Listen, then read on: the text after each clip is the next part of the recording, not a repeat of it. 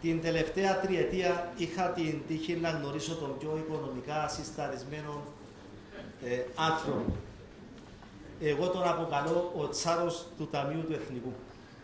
Ο κύριος Τάσος Αναστασίου, ο Ταμείας του Εθνικού, θα αναφερθεί στην πορεία της ανέγερσης του νέου οικήματος και θα προβεί στην ανακοίνωση των μέχρι σήμερα εισφορών. Κύριε Αναστασίου, παρακαλώ στο βίντεο.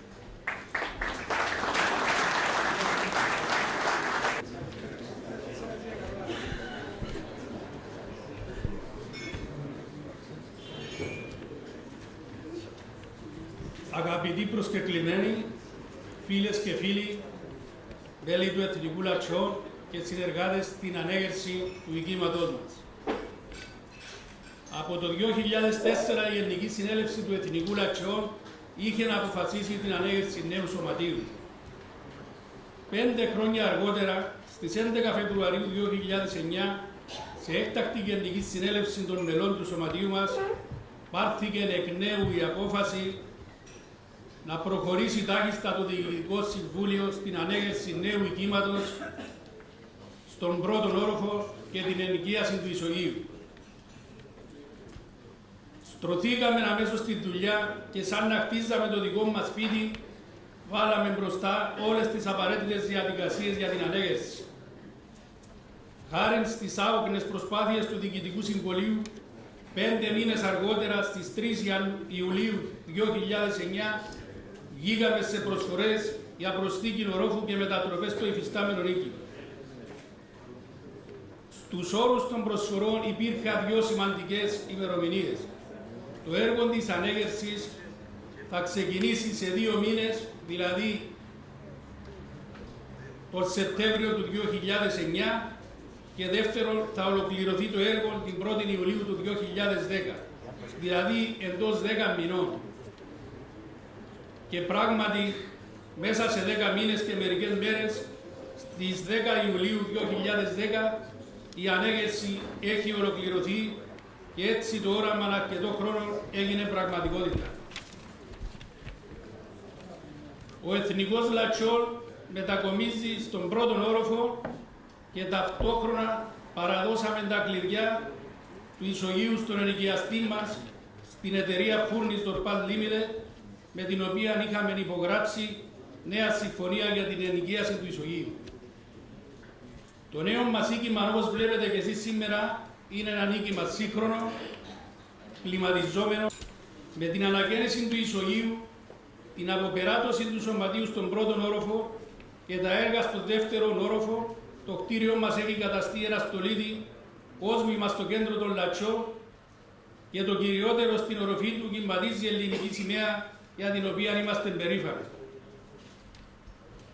Η τόσο σύντομη ολοκλήρωση του έργου οφείλεται στην άψογη συνεργασία Διοικητικού Συμβουλίου και όλων των όσων έχουν συνεργαστεί μαζί μας για την ανέγερση του Συλλόγου και τους οποίους ευχαριστούμε.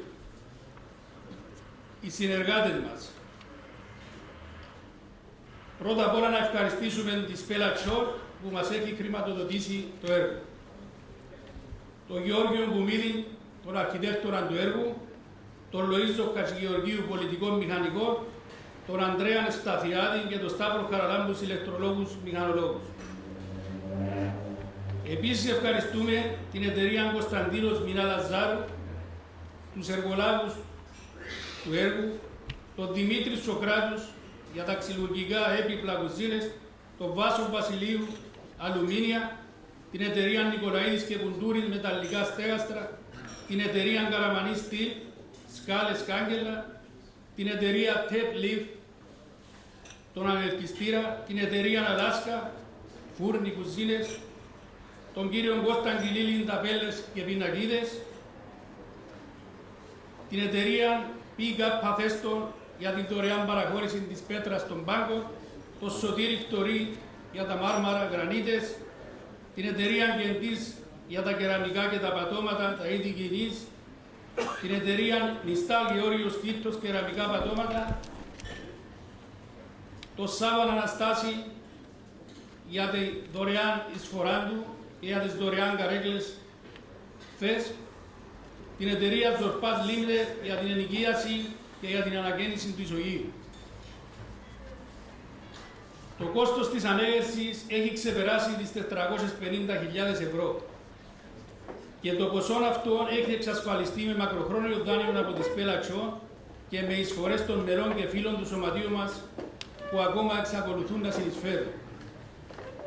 Φίλοι και μέλη του συλλόγου μας με αγνά αισθήματα εμπιστεύτηκαν και πίστεψαν στην ιδέα ότι ο Εθνικός παρέμεινε για πολλά χρόνια και θα παραμείνει ακόμα περισσότερα άσβεστος φάρος στις καρδιές όλων μας, προσφέρουν απλόχερα οικονομική στήριξη, ακόμα και για την μνήμη των οικείων τους που έφυγαν από τη ζωή.